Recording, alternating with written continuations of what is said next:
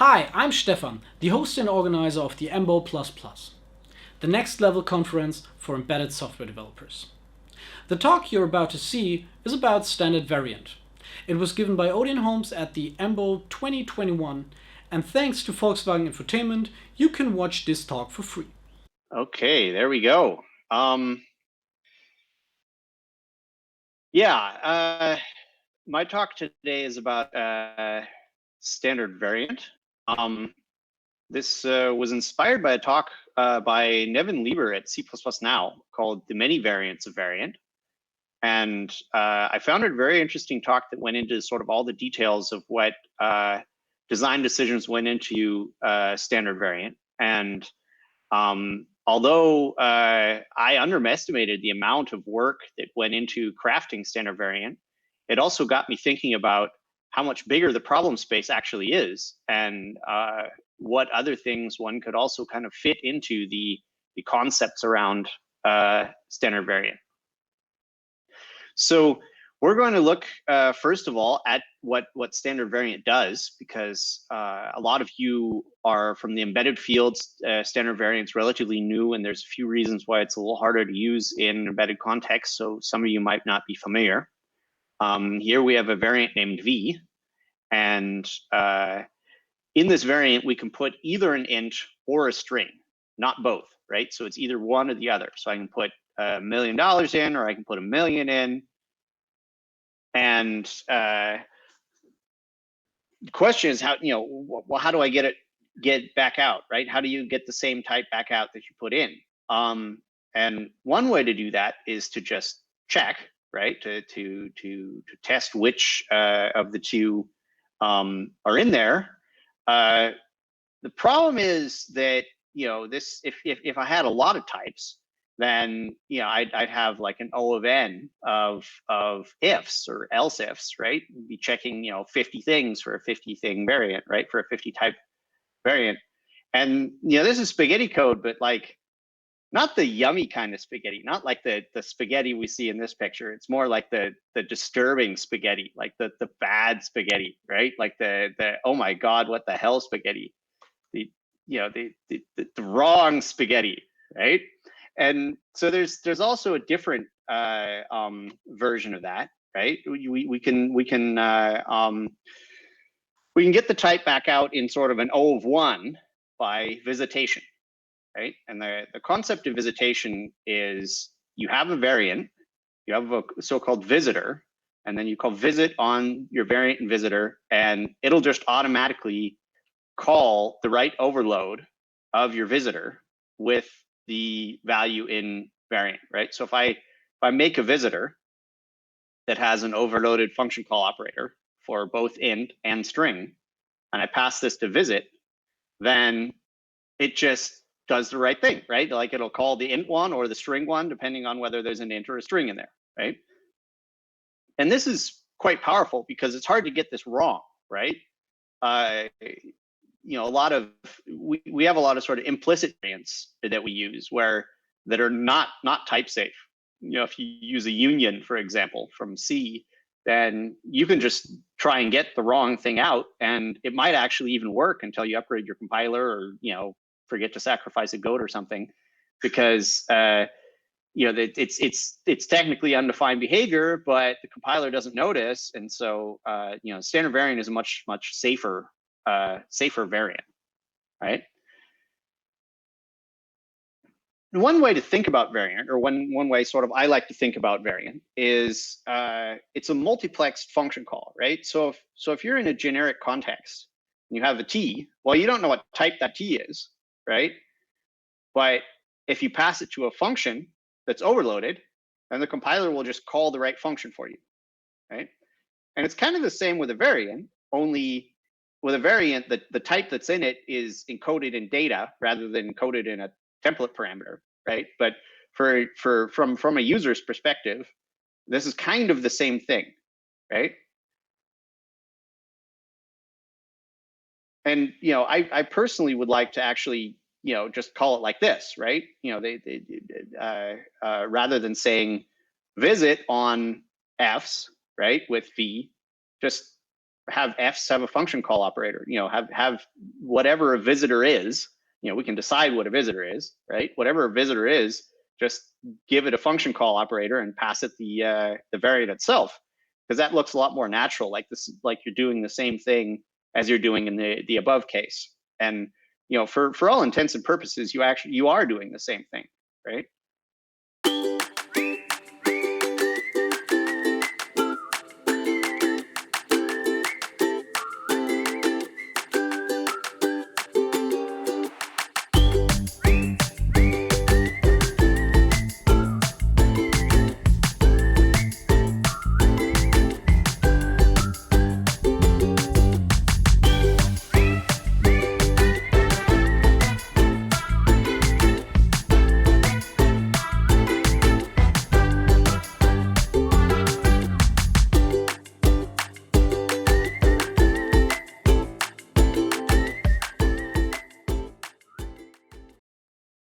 It's just your overload set is within a function object rather than in namespace scope, right? But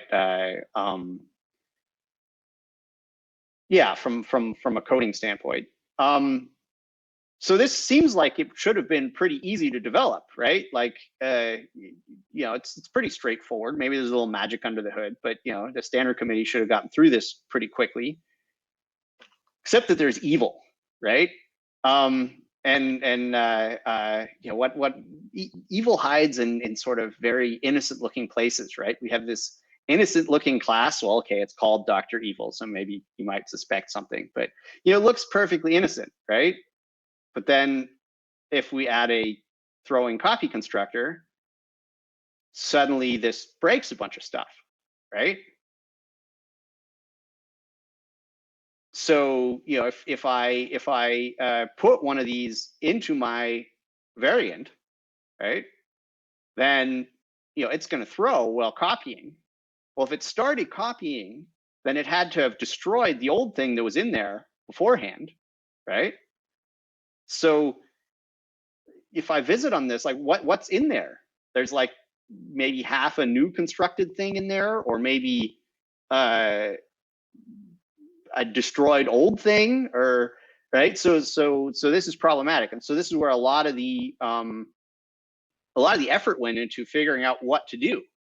And this is actually not the most diabolical case, right? Because in the case of this Dr. Evil class, we explicitly used an evil class in our variant, right? In our type list of the different alternatives that can be in the variant, we actually used a class that has a throwing copy constructor. We could also have a throwing conversion operator, right? So we could have a class that we didn't put in our variant that throws on conversion, right? And so there's really no way to kind of defend yourself against this potential. And but on the other hand, if you don't make like a never empty or always a valid value guarantee for your variant, then it becomes very hard to code with it, right? So if you look at boost variant or Qt's variant, or the different variant implementations out there, they actually differ quite a lot, right? So one variant maybe has 2 buffers inside of it, and so it'll construct into the one and then delete the other. But then that might be unexpected because the destructor of one is running after the construction of the other, and it's also uses twice as much space. And then there are other versions that I think Qt's puts the variant contents like on the heap, which doesn't seem like a good idea. And there's actually out of sort of the discussion around standard variant, there's a boost variant 2, which I'm not sure if it's done yet. I should I haven't been following it, but it's from Peter Dimmoff, and the idea behind that is if something fails to construct and your variant contains something that's default constructible, then it's just going to put the first default constructible thing default constructed in there. So at least there's something in your variant after an exception gets thrown. So that's kind of summarizing the what variant is and sort of the inspiration for this talk. My takeaways from the the C++ Now talk by Nevin was, for one, I think Dimmoff was right. I think having more no-throw guarantees around your variant is probably a good solution. Making things is hard, right? Like, this is a very hard problem to solve, even though it looked very easy to begin with. But my main takeaway is, I don't really care about all that stuff, right? Like that, I mean, okay, yeah, for other people, I do care. But for me, variant doesn't really fit my use case in at least many of my things that I would expect it to be the right tool for the job for. Right? So here's one problem with variant that I'm not sure any implementation is really, even going back to Alex Andrescu's variant implementations in his book 20 years ago. There's always been the problem of using variants in generic contexts where you don't know the T and the U, right? So in this context, everything's going to work unless T and U are both the same type, right? If T and U are both the same type, then everything breaks down, because which overload operator is it, right? And this can happen even outside of generic contexts, right? This is a very sort of typical thing. You have some type def that is the error type of this API that you're using from some other library, some other maybe it's the operating system, maybe it's someone else's code. They're going to have some type def and some header, which tells you what type an error is, and it could be different for different platforms, right? So on your platform, this could be great because error is some enum, and so everything works. But then on a different platform, error is just int. And so suddenly I have a variant of int and int without noticing, right? So this makes it a little brittle. And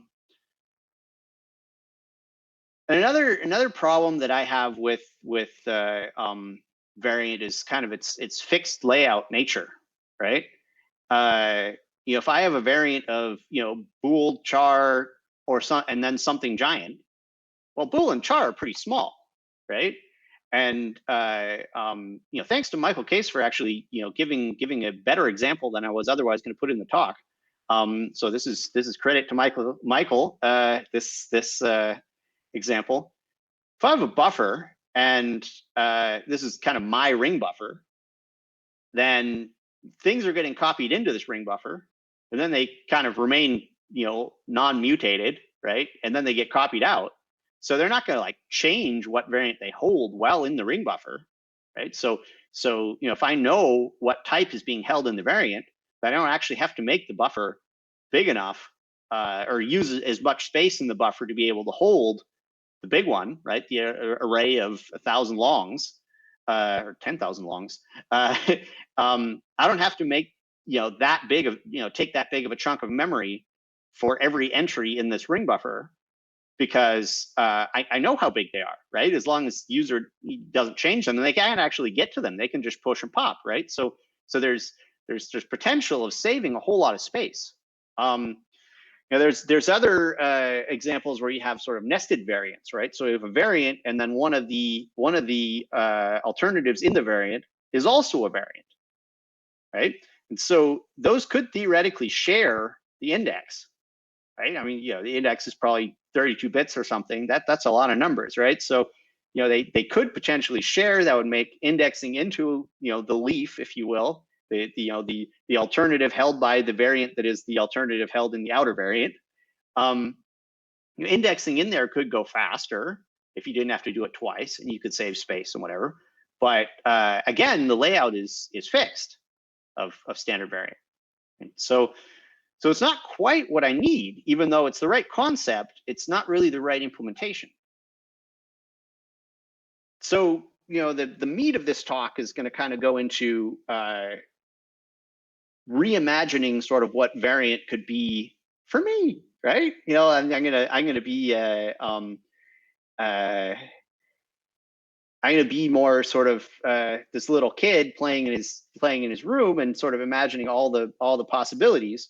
But I'm also going to be like super serious and scientific, right? So I'm going to use the Feynman algorithm to solve this problem, right? And this, if you're not familiar with the Feynman algorithm for problem solving, this is the Feynman algorithm, right? You write down the question, then you think really hard, and then you write down the answer, right? That's a very scientific, algorithmic way of solving problems. And it's a joke, but it also has some truth to it, because I mean, the takeaway from this is people think this is the hard part. This is often not the hard part. This is usually the hard part, right? Like, what exactly do I want the variant to do, right?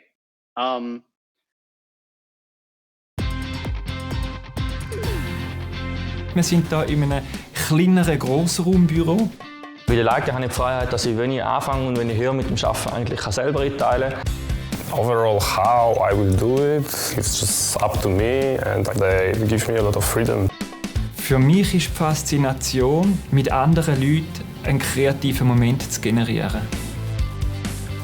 Great colleagues, great environment, basically. It's really nice here, and I don't have any issues living here. Am meisten schätze ich in den Leica Geosystems, dass wir ein sehr junges Team sind, sowie dass ich auch meine Arbeitszeit in einem gewissen Raum selber bestimmen kann. And I could merge my life hobby with my office job. Das Besondere an der Leica Geosystem ist sicher die Kultur und die Dynamik, die es gibt in dem Team. Es ist jeden Tag ein bisschen anders. We have good organization which will help you to get used to the company in the first couple of months especially. Das ist sehr interessant und ja, macht mir Spaß.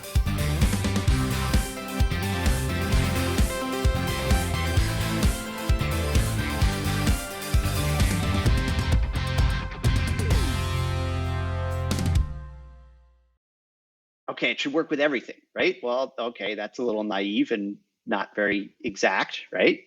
How would it work with every sum type? Right? A little sort of explanation for what a sum type is. You notice in the beginning we had a variant, and it could be either a string or an int, right? That means the possible things that it could be are all the possible things that an int can be, and all the possible things that a string could be. If I had a tuple of int and string, then it would be the product of int and string. I mean, maybe string's a bad example in that analogy. Think of, I don't know, bool and char, right? So I have a tuple of bool and char. Well, I have 2 states that the bool can be in, and 256 states that the char can be in. So I multiply those together, and that's all the states that my tuple can be in, right? But from a variant, well, there's 258 types that I can be in, because I could be in any one of the char types or one of the 2 bool type states, not types.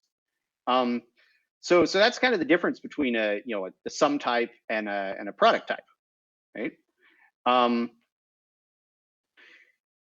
I like it. There's a discussion going on in the chat. So we actually use a lot of sum types, sometimes without realizing it. I mean, messages coming to our thread from the operating system, oh, that's a sum type, right? Like there's, you're either this kind of window message, or you're that kind of window message, or you're that kind of window message, or you're some button press thing or whatever, right?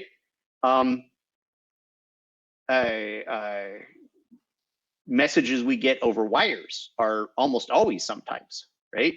I get some message, and it's message type A, B, C, D, E, whatever, right? But we don't handle them the same way we handle variants, right?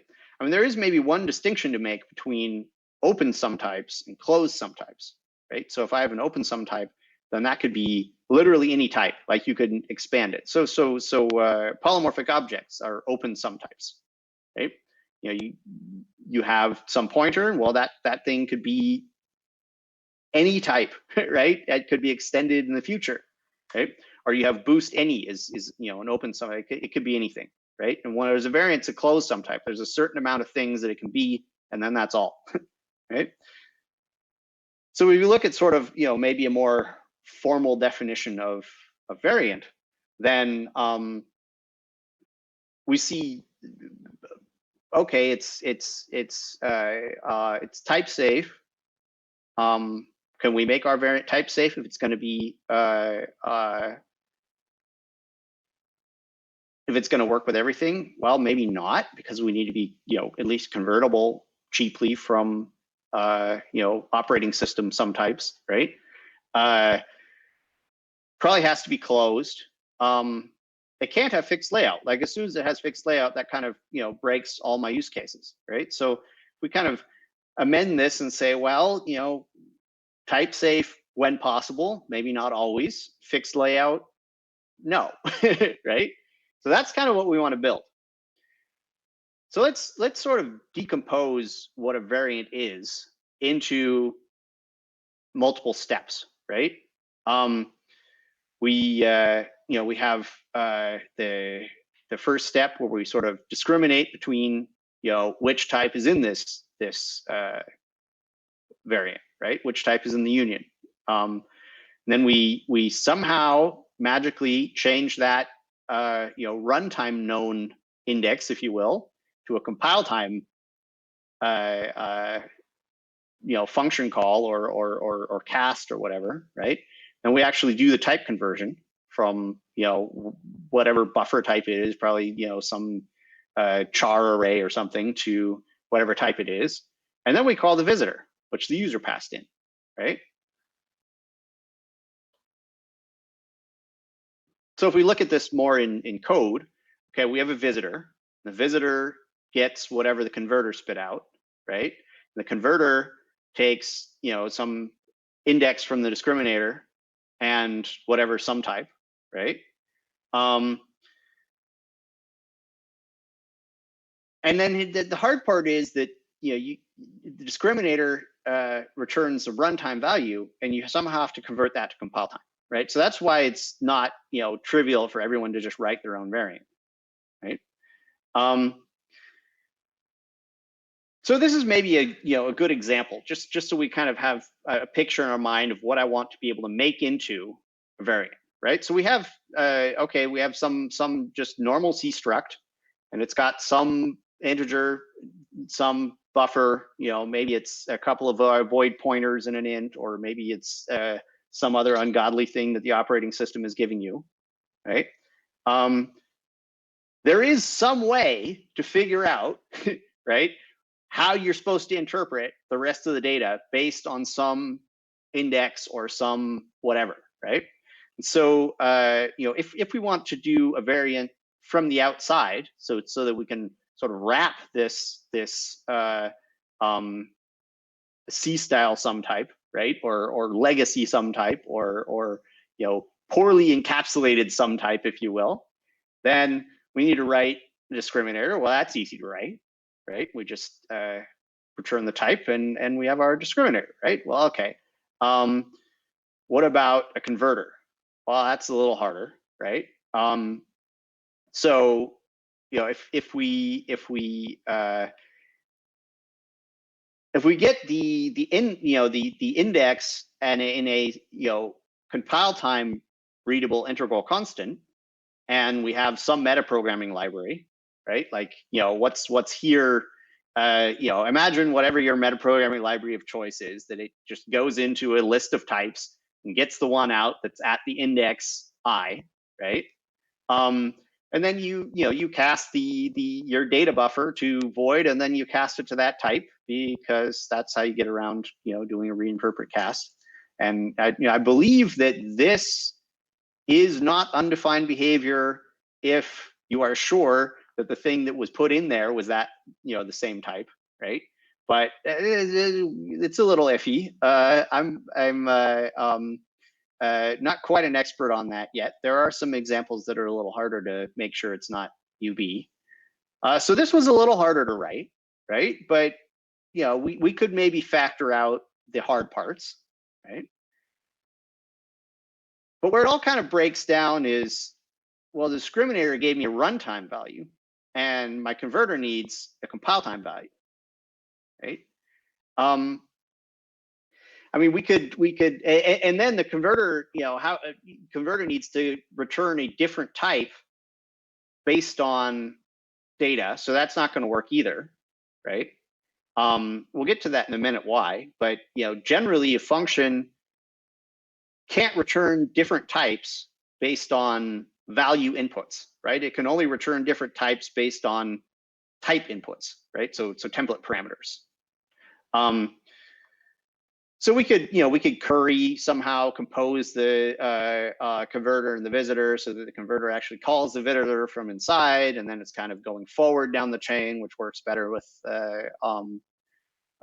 propagating types through other functions. But it still doesn't quite solve the problem, right? So we kind of have to. So now we're kind of to the think hard on it part, right? So going sort of all the way down to first principles.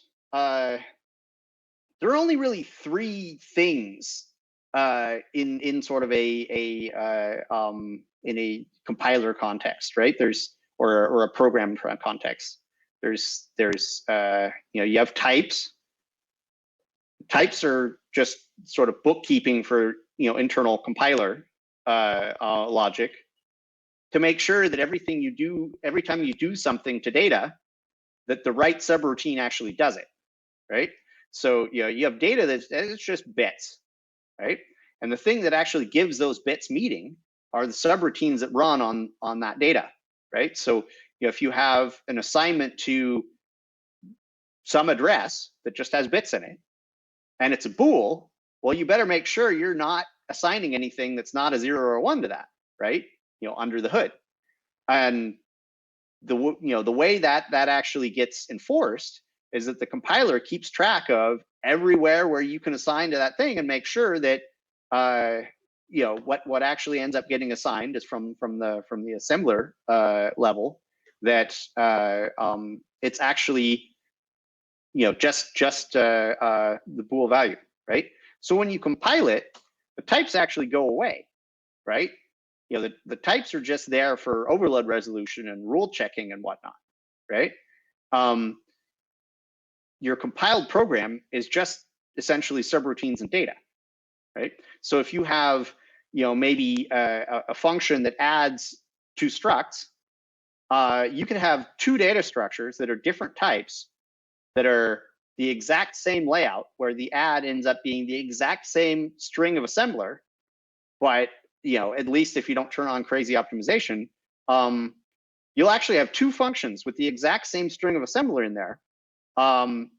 Because the compiler still needs to keep track of, what type, the data is coming out of, because other, mutations on that type might actually be something else, right? So type information kind of gets turned into location information in your flash, right? If you want to think that sort of hardware adjacent, right? If I call plus on two objects, well, I'm going to jump to a different spot in flash depending on the type of those two objects, right? And so if I'm returning from a function, then I'm returning to the location that called me, and if they called me with, say, a string of characters, and I'm a parser, and I'm going to parse one of three different objects out of that, then I can't return sort of different types out of that parser subroutine without giving the the assembler some data encoded index of what type it is, because I can't type encode the index, because type encoding turns into location, and I'm coming from the same location back to the same location, right? So once we understand sort of this relationship between types, data, subroutines, I mean, other people call this with different names. I think Shine Parent says everything's data structures and algorithms, basically saying the same thing. I mean, there are sort of other data encodings that might be built into the language, like runtime type information or virtual function calls. That's actually doing the same trick that variant does to a certain extent, right? Like it's data encoding the actual underlying type, right? So if I have a function that returns a polymorphic object, in that polymorphic object, there is a pointer to a vtable, which has the actual locations of the functions, the function representations that are used for that specific data type, right? So understanding this, basically what we need to do if we want to go from runtime to compile time is to make a piece of code that selects different locations based on our type index, right? So the easiest way, at least the easiest way to explain to do this, which, you know, with modern concept expert is getting to be also the most efficient way. It's probably the most fastest compile way. It's not the way most variants are implemented, but to make an array of function pointers, right? So, you know, this fun putter type, I just didn't want to write like a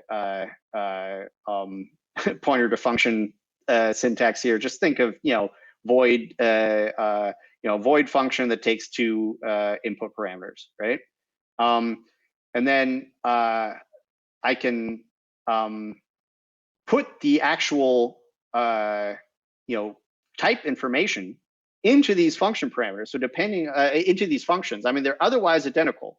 The only difference is they have a different type that they're passing to this f that they're calling, right? Which is, you know, passed in, right? So they're just adding type information to this function call, right? And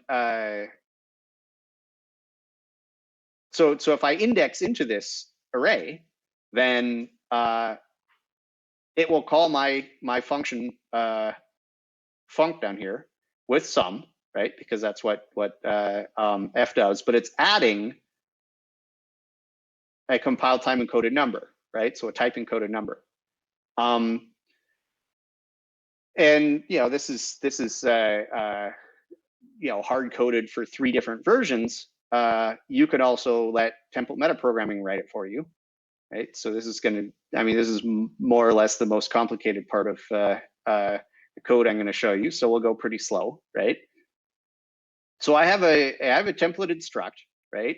And this is actually a specialization. You know, I declared it above, and here I'm specializing it, and I'm taking, you know, 2 different types. You know, the type of my function object, which I'm going to call with the type encoded number, and the type of the the sum type or the variant that I'm passing through, right? And then this next part, looks scary. Basically, what I'm doing here is I'm getting the return type, right? Because I need to know the return type of all these functions. If it's an array of function pointers, they all have to have the same type, so they all have to have the same return type, right? So here I'm just getting whatever the type is of whatever the function returns if I give it a hypothetical variant and an index 0, right? Like a compile time number 0. If I were actually implementing this in a library, I'd probably do all of them and make sure they're the same type or at least convertible or something. But for demonstration purposes, we're just extracting return type and then making a function pointer array of that function pointer signature, right? And then this is the glory of pack expansion, right? So I'm writing a lambda, and lambdas, if they don't have a capture, will convert implicitly to a function pointer with the same signature, right? So this way, I don't have to give all my functions names because they're all nameless lambdas, right? And then if you look inside of this call to F, you can see, there's my mouse. You can see we have this pack of indexes. Oops. Clicking changes the slide. Sorry about that. So we have this pack of indexes, which is coming from up here, which the user passed in. So this is a sequence of 0 and then 1 and then 2 and then 3 and then depending on how many possibilities are in my variant. And then we can just pack expand it with ... and pack expansion figures it out and just does as many lambdas as there are i's and puts the right one in each one of them, right? So now we have an array of function pointers that we can index into and call with our function object, which is visitor and converter, curry together or compose together, right? And then the variant, and it'll just call things correctly with the right type, right? So we build on that, and we can make a factory function that'll make us a demultiplex callable object, right? So a visitation, a visitor on a variant which has function call syntax, as I showed in the beginning. So what we're doing here is we're returning a lambda that's capturing the discriminator and the functor by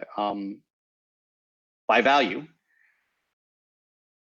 And then here we're making the index sequence that we need to pass into our object that makes us an array of function pointers. And here highlighted in yellow, I have some fanciness. Basically what I'm doing here is I need to know how big, how many alternatives there are in this particular variant, right? And so in order to get that out, the user needs to note that somewhere, right? Because they may be returning an int, but obviously there aren't int possibilities. So the solution I came up with for that is the user just makes a custom return type on the discriminator where they just tell me, right? So going back here, we see I'm taking the type of the return type of the discriminator when passed the variant, and then I'm just looking at its nested value, right? So whatever this of n alternatives thing is, it has to have a nested context per static member called value that has the value 3. It also needs to be constructible with an int and convertible to an int, and then everything works, right? And then the second half here, I'm the second lambda that I'm passing into my make demux callable is my converter, right? So I'm here I'm taking the index in a compile time coded way that was passed to me, and then I'm passing it into again some meta function that finds me the type, and then I'm converting the internals of my sum type. And when I'm done, I have this fun object, which is basically an overloaded function set, right? That you pass it a variant and it'll do the right thing, right? This doesn't include this kind of fancy standard visit property that you can actually pass it 2 variants or 3 variants or n variants, and it'll give you like the Cartesian product of them.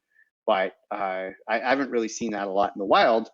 On the other hand, this can actually come in handy. If we want to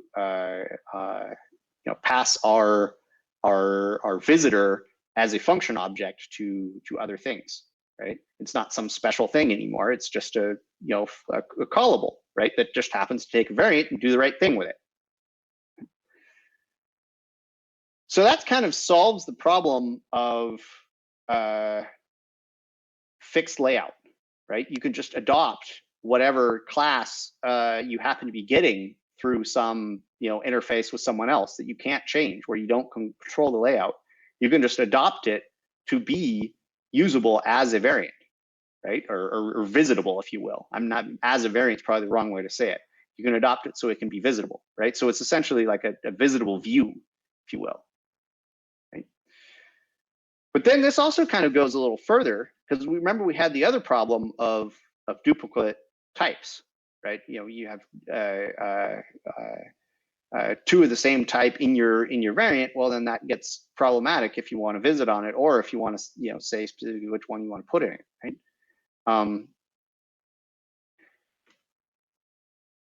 So we could also write a different function object, converter and visitor in one, if you will, that not only converts the type, but also takes as a visitor, rather than it some overloaded function object, it just takes a tuple of callables, right? So then you just call the callable object at index n of the tuple, depending on which alternative the variant holds, which means you can then still visit on variants that have multiples of the same type, right? I mean, there are some very legitimate examples where you might want to give as a variant, well, okay, did I find something in the right node of the tree or the left node of the tree?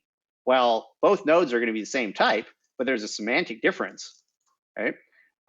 So those kinds of use cases start to work again. I mean, in something like Haskell or something, you would make a strong type alias, but we don't really have those in C++. But I actually like the tuple of callables example, because you can also, you can put function pointers in a tuple, and a function pointer is a callable thing, right? So you don't have to write as much glue code in some contexts to make this work. But if you picture this this tuple of callables example, well, a callable again would our visitors are callable, right? So they nest, right? So you can have maybe a high level first decision of are you this generic thing, or are you that generic thing, and then have two more visitors that then go down the tree and down the tree until you actually get to the leaf of what the actual concrete type is that the operating system is giving you, or whatever. And you don't have to write it all in one go. You can kind of decompose it into a hierarchical version, right? So if we look at a little, a couple of ways of sort of cleaning this up, right? You can use sort of you can make an index visitor, right? So this is a generic thing that would come from the library, where you pass it a tuple and it's just going to call the right tuple, right? We can make a converting visitor where we can wrap up all of the metaprogramming stuff, right? So the user passes us a list of all the types that are in the potentially in the variable. So that could just be the type of the variant itself, if you will, and the function to call with the type and the right, and then we just pass it in the correct type in a type wrapper, right? So if I have something like a USB data frame or something, right, then that's probably just a raw buffer. But a raw buffer, or anything coming over a wire, is that's a sum type, right? I mean, unless you're in sort of synchronous audio or similar, stuff coming over physical wired interfaces is almost always going to be a sum type, right? Because you can send different kinds of packets, right? And it's actually this is I guess kind of an uncommon way of thinking about it, but I think it's the right way to think about it, right? You often have protocols stacked on top of each other, where you have some low-level protocol that'll give you a big container of stuff, and it's just a length, and then maybe they have like 3 different tags for how is this data encoded, or is this like a closed channel packet or something, and then they have maybe one generic packet that says, okay, here this is a payload transport packet or whatever, depending on whatever your lowest level protocol is. And then stacked on top of that, you have another protocol that whose packets gets transported in that one transport packet type. And yeah, I think the right way to think about that again is a nested variant, right? You know, so you have you know, low level, which is either, you know, open channel, closed channel transport data, right? And then you have a layer on top of that, and then maybe you have another layer on top of that. Maybe you even have another layer on top of that. And the layers, I mean, if you're writing code correctly, they shouldn't have to know anything about each other, right? So that's kind of where the beauty of this sort of compositional variant wrappers comes from, because if you use a tuple, right, then you can just, you know, pass the same buffer through and say, okay, well, I was in this buffer and I noticed that's a transport packet thing, so it's your job, buddy, right? Or, you know, maybe you don't operate on you know, a specific buffer. Maybe you operate on a power of pointers. And so, you know, if you are the lowest level protocol, then your converter will advance the first pointer, I don't know, 4 or something, because that's the start of the internals, and it'll lop off, you know, it'll walk the end pointer back a couple, so you don't have the checksum in there anymore, or, you know, whatever it may be for your protocol.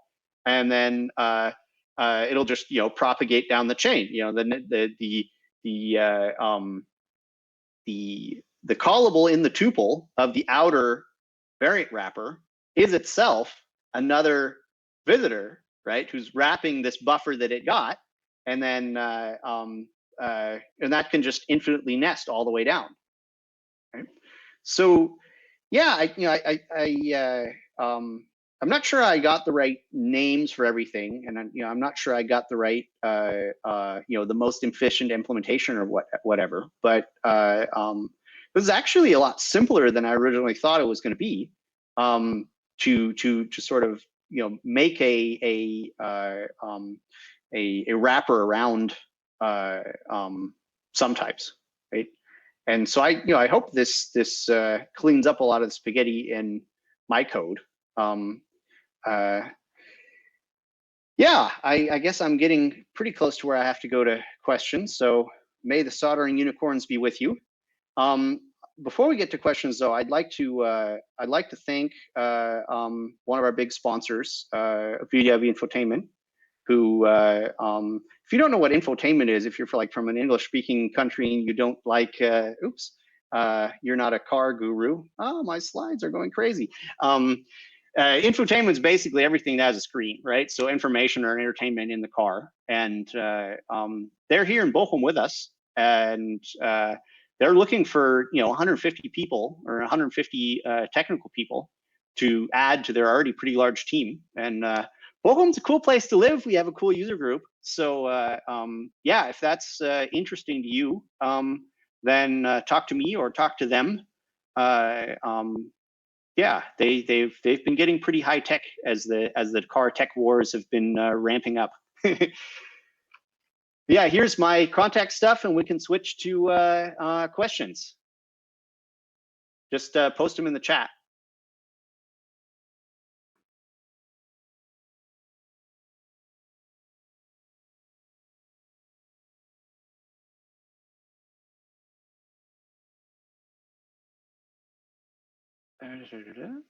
No questions yet. Oh, come to Bochum. Yeah, Bochum's pretty cool. We have good beer. We have good nerds. What else do you need?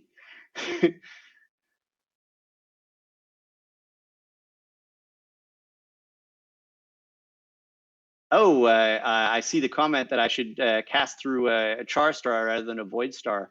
Yeah, that's true. That's probably true. You know, full disclosure, I'm not really up on a lot of undefined behavior workings, because you know, in sort of bare metal stuff, there's, you know, you still have to rely on some undefined behavior, and so I'm just in the habit of checking what the compiler does, and if it does the right thing now, then okay, which is, you know, really the wrong way to go about it. But I have gone down the rabbit hole on a few things where I don't know how to implement without UB, and have asked, you know, relevant people that, I mean, I guess we're going to get something where you can just you know, cast an object into existence, right? So there's this buffer that was magically filled by the hardware, maybe DMA or something.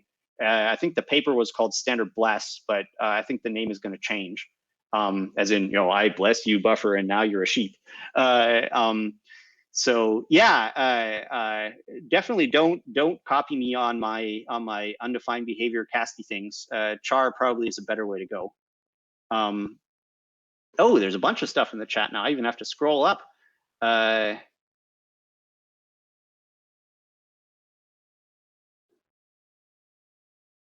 How do standard variant or runtime type information translate after compilation? I turn RTT off and strip it out anyway, so I don't know. I mean, it's not something you want on your microcontroller, so you'd have to ask somebody else. Sorry.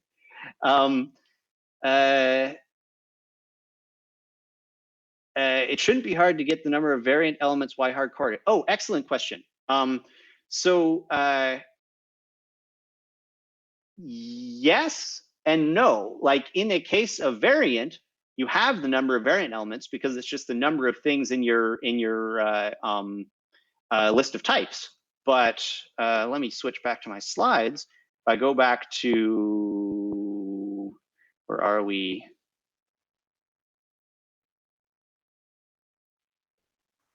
Oops, did I go too far? I went too far. Oh no, I always go too far. Or did I not go far enough? Why is my talk in the earliest in the morning? I can't think. Sorry. We'll find. There we go. Okay, so this was sort of our representative type. Well, how many types are in this thing, right? We don't know because it's it's from some API from the operating system, right? And even if the operating system says, okay, there are 400 things in there, well, maybe we're only interested in 5 of them, right? So it's actually not trivial to know how many types your discriminator can return. The only place you actually know how many types your discriminator can return is in your discriminator. And so that's why it's encoded in its return type.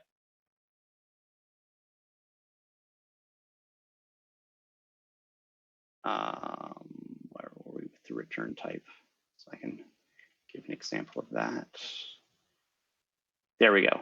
Right. So only in this lambda, if the variant that we're going to be working on, doesn't have some inherent number that's kind of obvious from a type system point of view, the only place maybe you have in here in the body you have if the first byte is a 3 and the second byte is a 7 and I don't know, then we're variant number 1, and if or alternative number 1, and if it's this other thing, then we're number 2, and so on and so forth. So only there do you actually know how many alternatives you support. Okay, I'm gonna scroll down in the chat.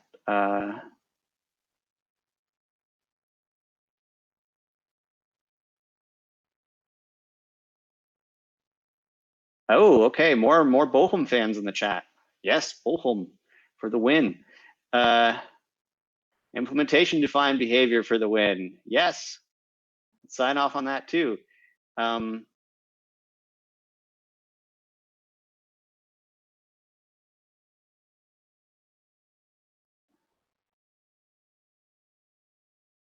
Okay, people agreeing with me. I like to see that too.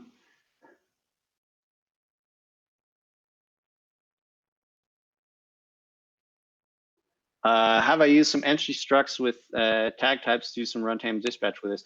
You could use it for that. I haven't yet, but yeah, that'd be a valid use case. I mean, one other thing you could do is you could, rather than going completely from the outside, you could put, come up with some, magic names for the discriminator and the function object, and put them in your standard layout type, right? Or you could make a type that derives from the operating system type, right? The C type, and if it derives from it, then it's still standard layout. If the base is standard layout, and then in there you put static context parameters, which still don't change it from standard layout, and make the converter and visitor private, and then the discriminator public, and then put the converter's type in there, also encoded in the return type of discriminator, and then you could have a factory function where you just put in your tuple or your visitor, and you can't get to the internals from the outside, right? So you have encapsulation still. Maybe that's a good next talk. So you maintain you could maintain encapsulation with this in a way that where users could decorate already existing types and then bitcast between them and be able to visit on the bitcasted version where you just added type information. Okay, what about exceptions in standard variant? Will this mess with your code flow and size? Yeah, exceptions in standard variant, they do cost a little.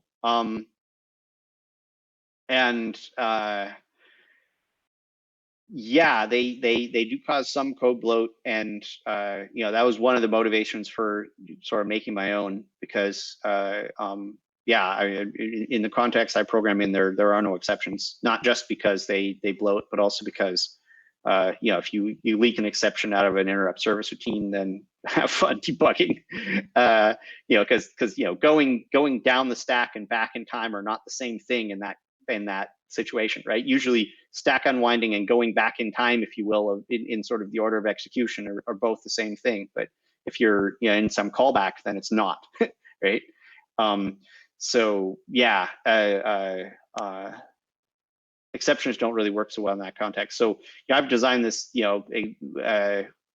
without thinking about exceptions at all, but it should be still pretty exception safe. Assignment into the variant is something I didn't go into here. That's where it's a little harder with the exceptions. But I mean, in the most cases where you don't control layout, where this is a good idea, right? I mean, this kind of thing is a good idea when you don't control layout. And if you don't control layout, you're usually not constructing. You're usually on the consuming side, right? So it becomes less of a thing.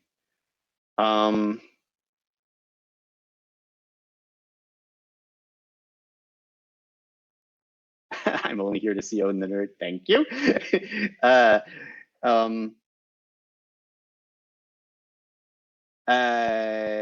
Oh yeah, okay, that's just answering someone else. So yeah, I think we're done with questions, and I have 30 seconds left, so we're done on time. Yay! Thank you for listening to my talk. It was fun preparing it, and if you have any questions, way back at the end of all my slides are my contact info. Well, anyway, you know where to contact me. If you found this video informative, make sure to subscribe our channel. Click the thumbs up if you liked it, or leave us a comment on what we could improve. If you are looking for a job in the embedded industry, or you've got one to offer, drop us a mail to jobs@embo.io. That's jobs@embo.io. And we'll make sure that you match up.